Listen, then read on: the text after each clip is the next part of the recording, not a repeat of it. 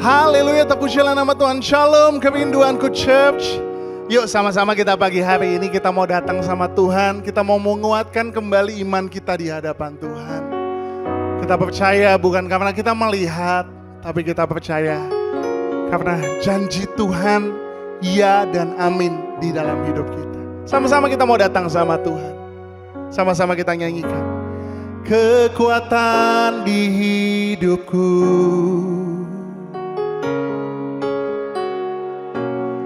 ku dapat di dalam-Mu.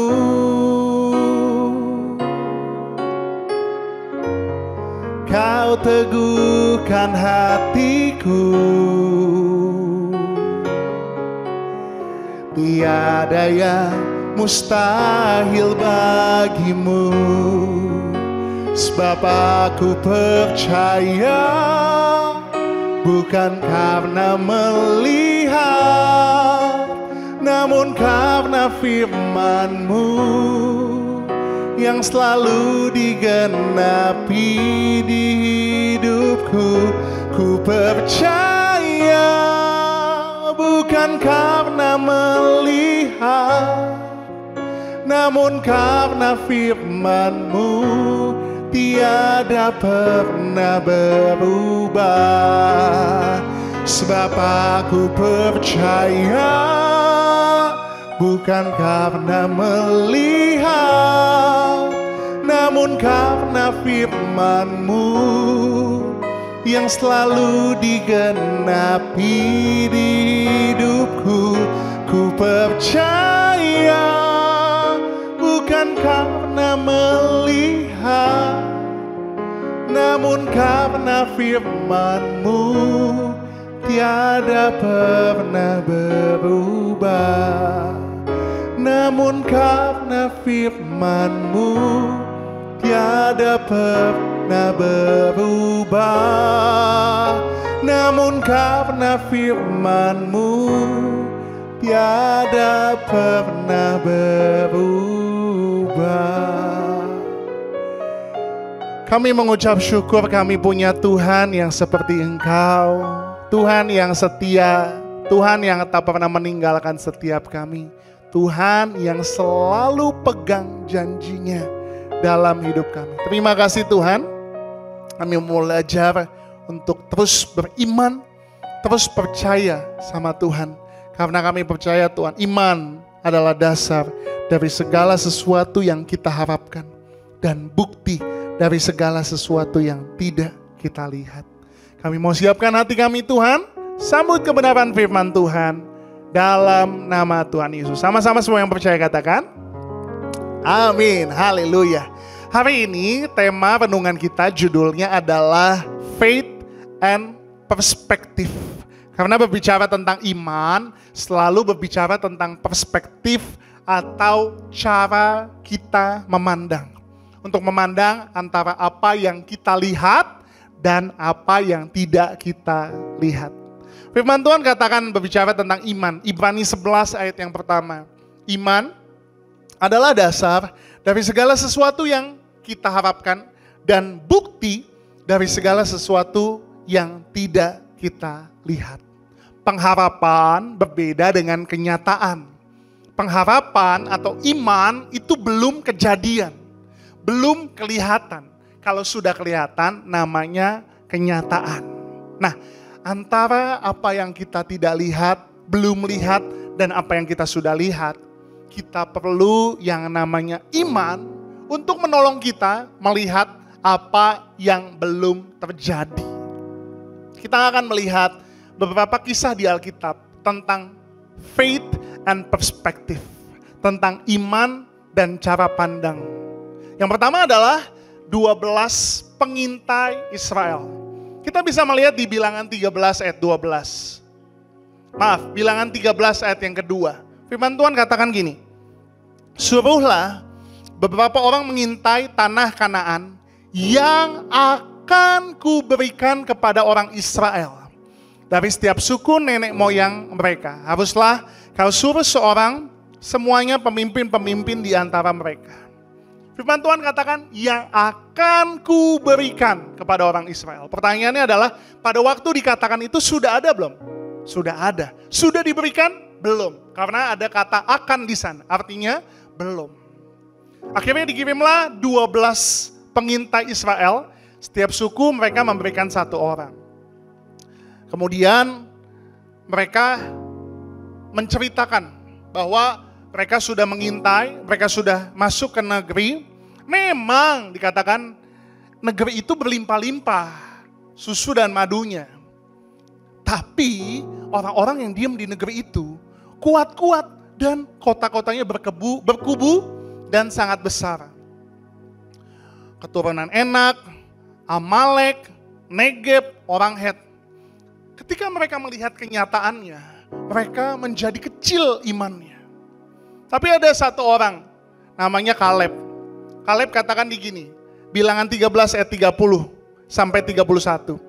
Kemudian Kaleb mencoba mententramkan mereka, mententramkan hati bangsa itu, dan di hadapan Musa katanya, tidak, kita akan maju dan menduduki negeri itu, sebab kita pasti akan mengalahkannya. Tetapi orang-orang pergi ke sana bersama-sama dengan dia. Orang-orang yang pergi ke sana bersama-sama dengan dia berkata, kita tidak dapat maju menyerang bangsa itu, karena mereka lebih kuat daripada kita. Perhatikan di sini, ada 2 perspektif yang berbeda. Kaleb melihat perspektif bahwa mereka akan menduduki tanah itu. Tapi yang lain punya perspektif, mereka fokus sama keadaannya saat ini, keadaannya saat ini, keadaannya saat ini. Seringkali dalam hidup kita, Tuhan udah janji kok kita akan ke sana. Tapi kita fokus sama apa yang ada saat ini. Hari ini yuk belajar, beriman, bahwa Tuhan tuh pegang janjinya loh. Kalau kita hanya fokus sama keadaan kita hari ini, seringkali kita bisa lemah imannya. Tapi kalau kita fokusnya sama janji Tuhan, sama apa yang Tuhan katakan, kita akan semakin kuat. Singkat cerita, bangsa Israel memang pada akhirnya mereka akan masuk ke tanah itu dan mereka akan menduduki tanah perjanjian itu. Tapi mereka harus melewati proses yang lama. Kenapa? Karena iman mereka.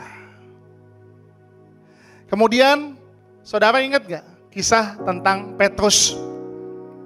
Suatu hari,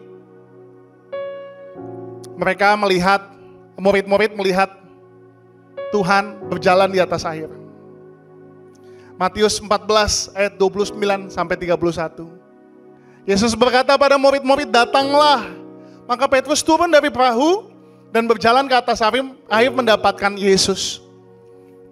Tetapi ketika dirasanya tiupan air, takutlah ia dan mulai tenggelam, lalu berteriak, Tuhan, tolonglah aku. Segera Yesus mengulurkan tangannya, memegang dia dan berkata, hai orang yang kurang percaya, mengapakah engkau bimbang? Ketika Petrus fokusnya sama keadaan, sama angin, sama badainya, dia menjadi takut dan dia mulai tenggelam. Tapi kabar baiknya adalah ketika dia mulai fokus, dia ngelihat Tuhan dan dia berkata, Lord, save me. Tuhan, tolonglah aku. Mungkin hari ini saudara lagi terlalu fokus sama keadaan saudara. Saudara lagi terlalu fokus sama melihat apa yang ada di depan mata saudara. Sampai saudara lupa Tuhan janji sama saudara. Sampai saudara lupa Tuhan tuh sayang sama saudara. Sampai saudara lupa Tuhan tuh punya rencana yang indah dalam hidup saudara. Makanya berbicara tentang iman, Yesus bilang, kata Yesus di Yohanes 20 ayat 29. Kata Yesus kepadanya, karena engkau telah melihat aku, maka engkau percaya. Berbahagialah mereka yang tidak percaya, namun tidak melihat, namun percaya.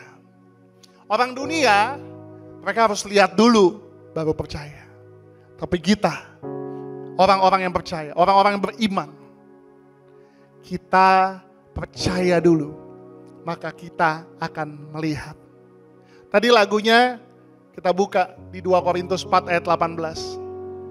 Firman Tuhan katakan, sebab kami tidak memperhatikan yang kelihatan, melainkan yang tidak kelihatan.